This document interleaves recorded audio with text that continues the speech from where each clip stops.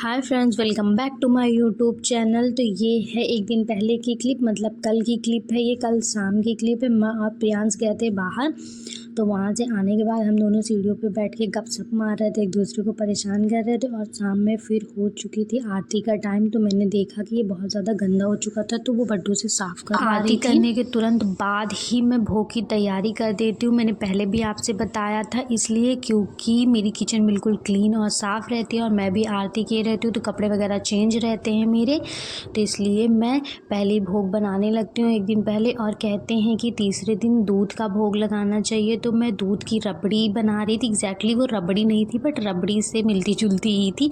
और साइड में अनार भी छील रही थी, क्योंकि मुझे अनार से ना उसको अच्छे से सजाना था। तो मैंने सोचा कि ला साइड में ये दूध पक रहा है, तो मैं इधर अनार भी रख देती हूँ। और मैंने बहुत थोड़ा सा बनाया था, क्योंकि मैं भोग हमेशा उतना ही बनाती हूँ जितना कि आप भोग खा सको, सबको मिल सके। ये नहीं कि हम भोग को 2 दिन फ्रिज में रखे रहें या कहीं बाहर रखे रहें, गंदा होता रहे, इधर उधर पड़ा रहे। इससे अच्छा है कि भोग आप उतना ही बनाओ जितना कि आपके यूज़ में आ जाए। और मैंने इतने दूध में हाफ अनार लिया था, पूरा नहीं लिया था। और ये मेरा बन के हो चुका था रेडी।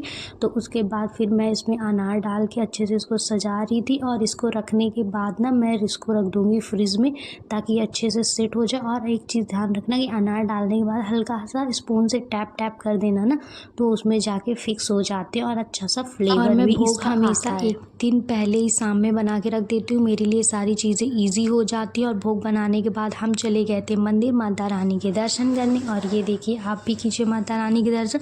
और वापस में जब मैं आ रही थी ना, तो मेरा ना मोमोज़ खाने का मन कर गया था, जबकि मैं और अंजलि दी ही गए थे, बड्डू हमारे साथ नहीं गया था मोमोज़ खाने। तो हम बड्डू के लिए पैक करवा के लाए थे मोमोज़ और बर्गर। बड्डू ने घर पे खाया था, पता नहीं शायद उसका मन नहीं था या जो भी, वो नहीं गया था। और ये है नेक्स्ट मॉर्निंग की क्लिप, मतलब आज की क्लिप है। तो आज बड्डू फूल लेने नहीं गया था, तो घर पे ही जो फूल, बेलपत्री और शमी की पत्ती थी, वो सारी चीज़ें मैंने ले ली थी घर से ही।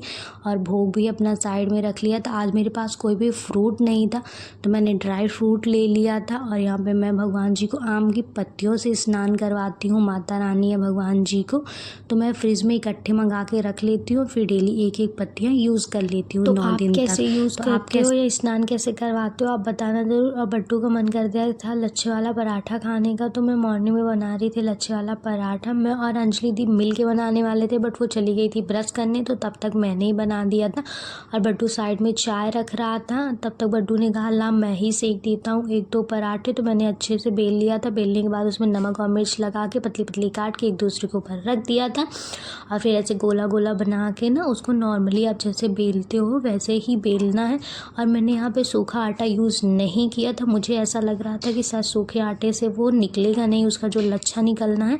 और ये देखिए मेरे कितने अच्छे पराठे बने थे। और सच में ऐसा लगेगा कि खाने में तो वैसे ही आएंगे, बट ऐसा नहीं, इसका टेस्ट अलग आता है। तो ये मैं अपना ब्रेकफास्ट सुबह का कर रही हूँ।